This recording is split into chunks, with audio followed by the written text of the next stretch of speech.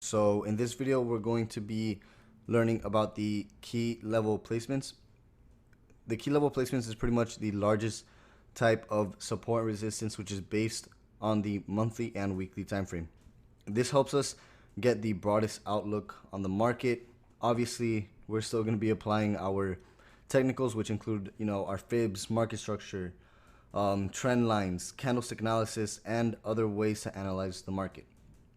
But this method is obviously going to help build a case to better our bias. Now, we're going to be starting off by setting our foundation. Our foundation is normally a 1000 pip range. This is UJ, so it is a very volatile pair, so most likely the foundation will be within 1000 pips. But other pairs like GJ, your foundation could be anywhere between 1100 to 1400 pips. So, it really depends on the pair and how volatile that pair is. So, to begin with, we're going to start off by going onto the line chart and turning off our moving averages. So, you kind of want the whole chart to be in the middle of your screen. You don't want to be like all the way zoomed in where you can barely see anything, but you don't want to be all the way zoomed out where you see, a little too much. So anyways, you kind of want to find that median. And now going back to our touch, gap, and overlap, you have to find one of those three situations to actually have a valid key level. Now, you're going to start off by setting your foundation in current price. So you have to find an area of support and you have to find an area of resistance on the other side. All right, so I pretty much went along and found my two areas. So first one being right here. So as you can see right here, there's an area of resistance. Over here, it acted as support. Now, going all the way back, so you can see here, once it broke it, came back down, retested this area, which was previously a resistance, which is now turned into support, and went in the complete opposite direction.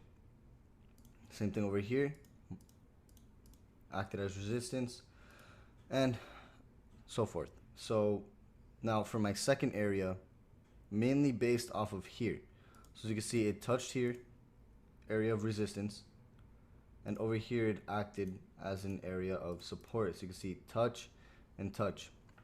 Now same thing over here, here's a touch, and then it all correlates. So this is an area of about,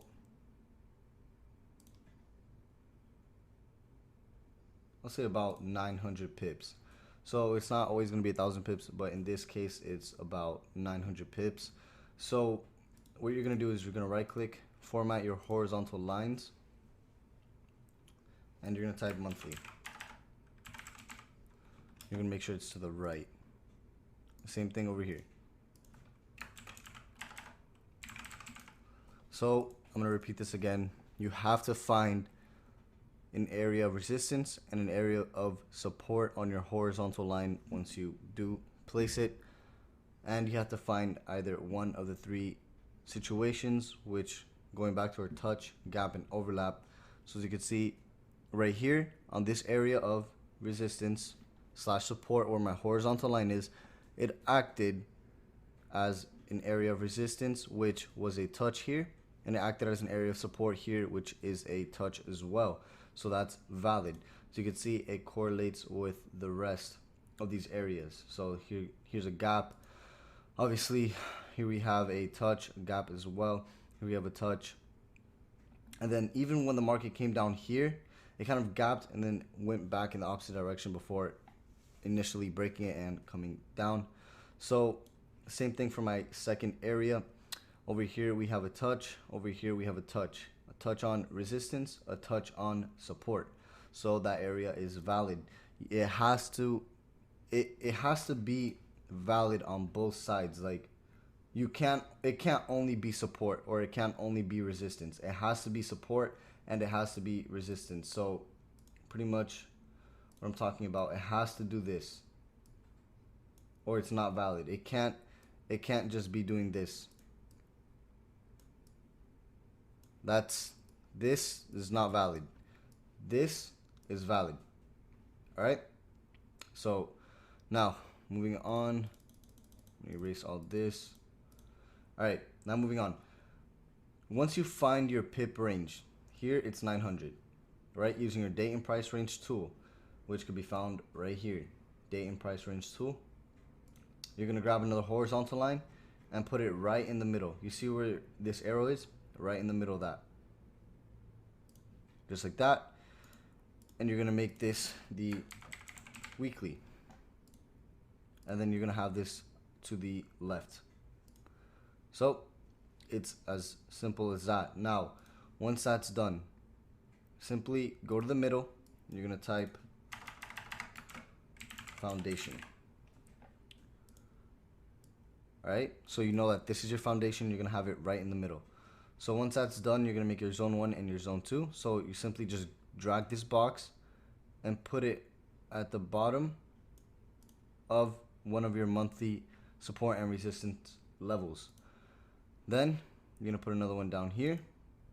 Right click, format. This is gonna be the monthly. And then off to the right.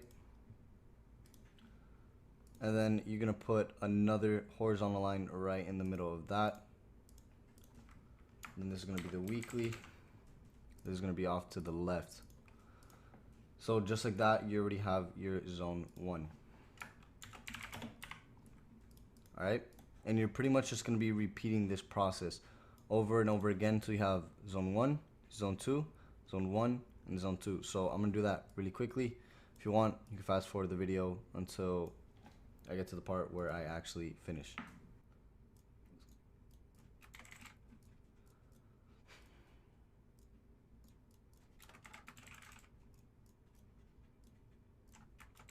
All right, so as you can see, I have now my foundation, zone 1, and then zone 2, just like that. Now you're gonna repeat the same process, but going in the opposite direction. So right there, this is gonna be my weekly.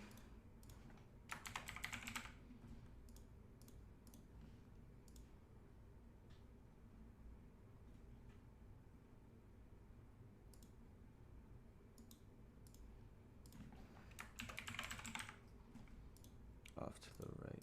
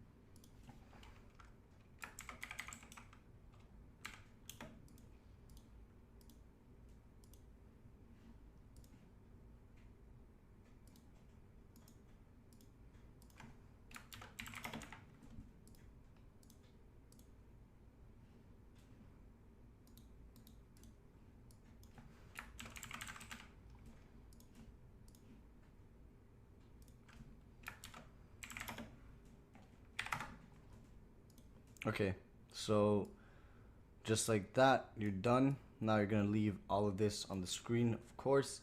So you wanna have all of your text being your zones and your foundation on the weekly, so you know where it's right in the middle. Now, last but not least, you're gonna, first of all, always have your reasons as to why you place your foundation where it is. So as you can see, I have mine highlighted. Here's an area of support. Here's an area of resistance. Here's an area of support. Here's an area of resistance. Same thing here. Here's an area of resistance. Here's an area of support. Always leave that there. Okay? So now, I know a lot of people don't pay for TradingView. That's something you should definitely look into, especially that, you know, you're making investments to help you pretty much make money. So invest in TradingView. Why not? You know, I think it's like $10 a month.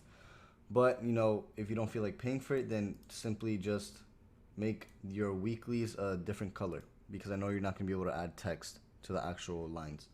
So just make them a different color that's not red green or blue. So now we're going to be grabbing a rectangle. We're gonna make this simply this color here, and same thing here. And what we're gonna do is we're gonna go to price right here. We're gonna go a little bit before price, and we're gonna draw a nice thin little box just like that, right? And we're simply gonna copy and paste this box, and we're gonna be putting them on each line just like this. So what this does is when the market gets close to one of your key levels, you'll know because it's inside of these boxes. So it's pretty much alerting you to when the market's actually getting to these levels. So you're pretty much going to do this for every single one of them. It's pretty fast actually. You know, it's just literally copy and paste. And obviously you don't want to make them too thick, because when you're in the lower time frames, it just looks like you're in a big ass box pretty much. So just like that should be fine. You know, probably make it a little bit thinner than that, but just like that, you're done. Now you can go back to your candlestick charts, and you can pretty much start seeing everything line up. So as you can see right here, the market came back up once it broke out of this area of support, came back up, retested it, and came down. Exhaustion towards this area of support here, tested candles right on it as well with that nice bullish engulfing. Here's a retest, and then another bullish candle after that. This was a huge bullish month. Wow, 1,000 pips straight bullish. All right, so you can even go back and see how everything is starting to line up. Like here, this could be a gap, or it could be an overlap on this zone right here, and everything is just pretty much lining up perfectly. You can make any adjustments you need to, but other than that, I think everything is pretty good so far. So that's pretty much about it for this video. That's pretty much just how you set up your key level placements, and I will see you in the next support and resistance video.